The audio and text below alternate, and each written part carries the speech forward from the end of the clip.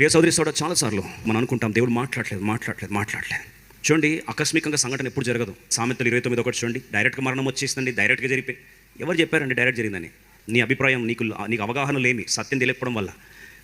29:1 చూడండి, ఎన్నిసార్లు గద్దించిన లోబడిన వాడు మరీ తిరుగు లేకుండా హఠాత్తుగా sudden death comes only in the last case.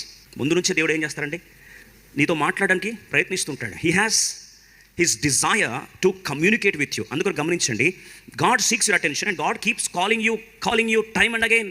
సమయంలో పిలుస్తున్నాడు. మొదటిసారి పిలిచాడు, రెండోసారి పిలిచాడు, మూడోసారి పిలిచాడు. చూడండి, ఎప్పుడైతే 3 సార్లు పిలిచాడో, when God wants to train your ear, he begins patiently and repetitively. I'm happy to say this word. God is so patient with you. He repeatedly wants to speak to you time and again. సంఘటనల ద్వారా మాటికి యోనా వద్దు అని పారిపోతున్నాడు. స్వరం ద్వారా మాట్లాడాడు, అయినా వినలేదు. అయినా మెల్లని స్వరం కూడా పేకతారు పట్టించాడు. తిరిగి తీసుకెళ్లి నినివే వెళ్ళాల్సిన వాడు తర్షీషుకి వెళ్తున్నాడు. దేవుడు ఆ బిడ్డ మాట్లాడడానికి కొరకు తుఫాను తీసుకురాలేదా? ఈయనకు అర్థమైపోయింది, అయ్యో పిలుపు విషయంలో దేవుడు ఎప్పుడు రాజీపడని తెలిసి ఒకటే మాట ధైర్యం, పిలిచిన వాడెవరు? నమ్మదైన. ఏలితో మాట్లాడాడు. దైవజన్ పంపించాడు. ఇన్నిసార్లు మాట్లాడితే కూడా వినకపోతే అప్పుడు ఏమైందండి? హఠాత్తు మరణం. ఏలి తన పిల్లలు ఏమయ్యారు? చనిపోయారు. ఇక బోధ అయిపోయినాయి. ఈరోజు ఎందుకు వాక్యం కావాలండి? ఎందుకు దేవుని మందిరం కావాలి? ఎందుకు వాక్యాన్ని సరిగా విభజించే దేవుని సన్నిధి ఎందుకు కావాలి అంటే, మన కుటుంబాలను దేవుడు కట్టడానికి ముందు హెచ్చరిస్తాడు. నేరుగా ఎప్పుడు ఉపద్రవం తీసుకురాడండి. Is not such a cruel God.